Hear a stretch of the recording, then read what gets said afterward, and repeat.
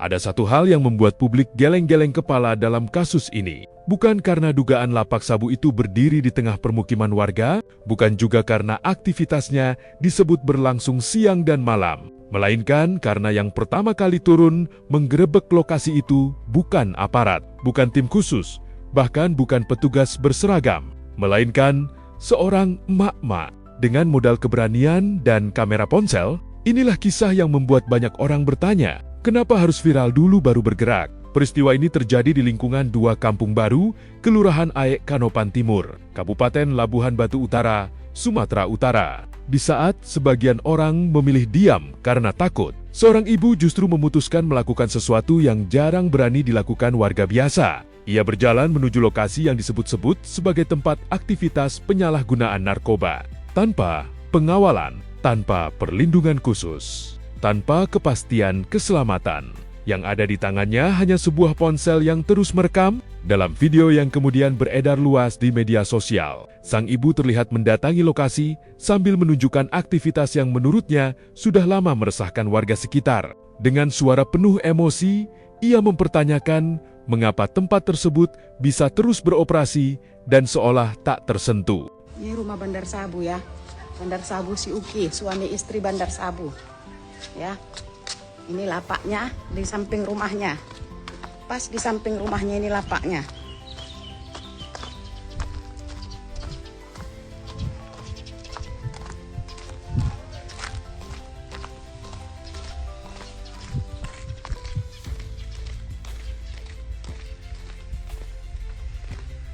Ini lapak Bandar Sabu si Uki sama istrinya si Kiki. Suami istri Bandar Sabu. Lapaknya di Kampung Baru. Ini lapak sabu si Uki di Kampung Baru. Ah, inilah dia pemakai-pemakainya, inilah penjual-penjualnya, pengedarnya di sini. Ah, ini nih. Ini ya.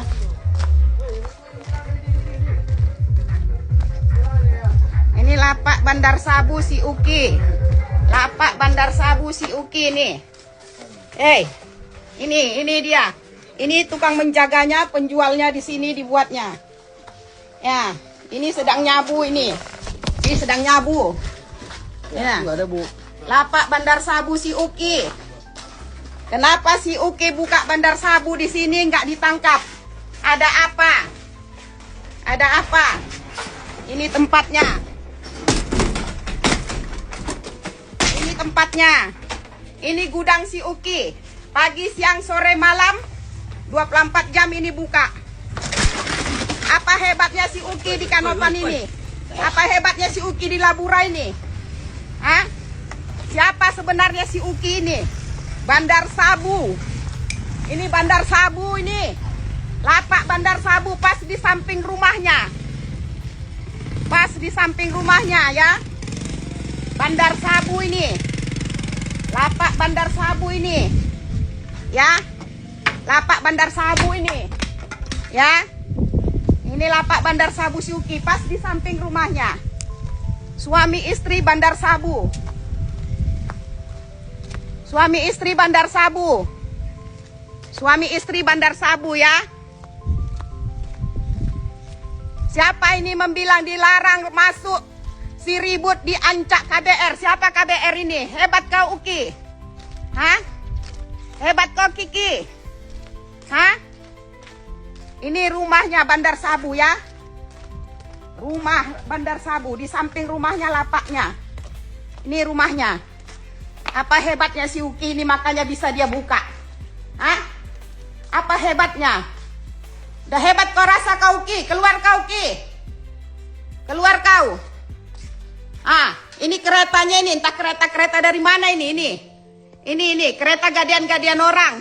Ada yang copetan, ada yang apa ini semua ini. Ini kereta ini. Itu orangnya di dalam itu, suami istri. Makan enak, pakai segala-galanya. Mau hidup sendiri. Rumah Bandar Sabu ini. Pas di samping rumahnya lapaknya. Ya. Ini ya. Kupiralkan kau. Video itu langsung menyebar ke berbagai platform. Ribuan komentar bermunculan. Banyak yang memuji keberaniannya. Banyak pula yang bertanya satu hal yang sama. Kalau warga biasa bisa menemukan lokasi itu, kenapa penindakan baru ramai dilakukan setelah videonya viral? Disinilah muncul fenomena yang membuat publik kembali menggelengkan kepala. Seolah-olah media sosial berubah fungsi menjadi kantor pengaduan paling efektif di negeri ini. Laporan warga belum tentu mendapat perhatian. Tetapi ketika sebuah video masuk FYP dan ditonton ratusan ribu orang, semuanya mendadak bergerak lebih cepat. Tak lama setelah video tersebut ramai dibicarakan, aparat gabungan akhirnya melakukan operasi di lokasi yang dimaksud. Malam hari, kawasan yang sebelumnya tenang mendadak dipenuhi kendaraan petugas dan lampu rotator. Warga berharap ada jawaban dari keresahan yang selama ini mereka rasakan. Namun hasil operasi itu justru kembali memunculkan pertanyaan. Karena saat petugas datang, tidak ditemukan aktivitas maupun orang-orang yang diduga terlibat di lokasi tersebut. Yang ditemukan hanya sejumlah alat yang diduga berkaitan dengan penyalahgunaan narkoba. Bangunan-bangunan sederhana yang berada di area itu kemudian dibongkar dan dimusnahkan. Dari kejauhan, kobaran api terlihat seperti simbol kemenangan. Tetapi, bagi sebagian masyarakat, ada pertanyaan yang belum terjawab. Kalau lokasi itu memang sudah lama menjadi perhatian warga, mengapa harus menunggu video viral terlebih dahulu sebelum tindakan dilakukan? Izin Komandan, semua sudah rata Komandan. Semua sudah rata, yang di sini juga sudah kita ratakan Komandan.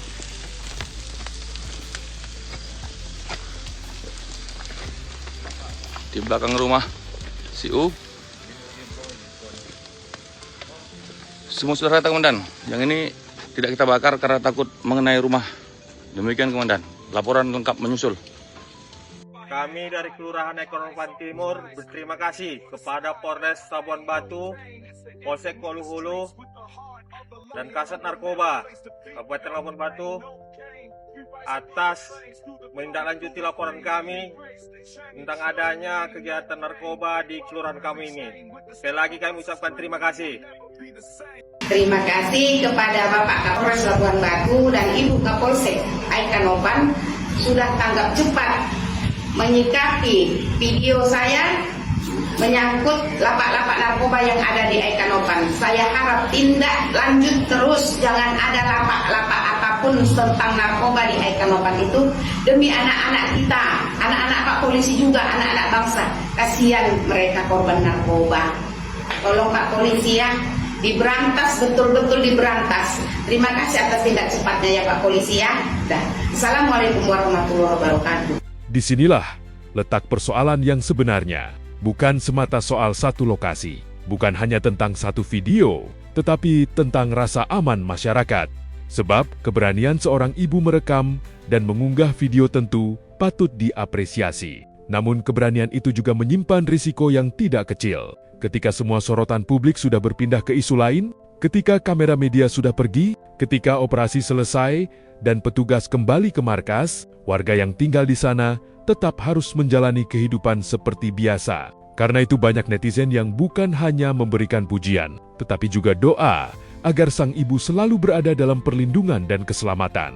Kasus ini pada akhirnya memberi pelajaran penting bagi kita semua. Masyarakat tentu berharap penegakan hukum berjalan karena tugas dan tanggung jawab yang memang harus dijalankan. Bukan karena tekanan viral, bukan karena desakan komentar netizen, dan bukan karena takut menjadi bahan perbincangan di media sosial. Sebab, idealnya, warga tidak perlu mempertaruhkan keselamatan mereka hanya untuk memastikan sebuah laporan mendapat perhatian. Lalu, menurut kalian, bagaimana? Apakah media sosial saat ini memang sudah menjadi alat paling ampuh untuk membuat sebuah masalah ditindaklanjuti? Atau seharusnya sistem bisa bekerja lebih cepat tanpa harus menunggu ada video yang viral terlebih dahulu? Tulis pendapat kalian di kolom komentar.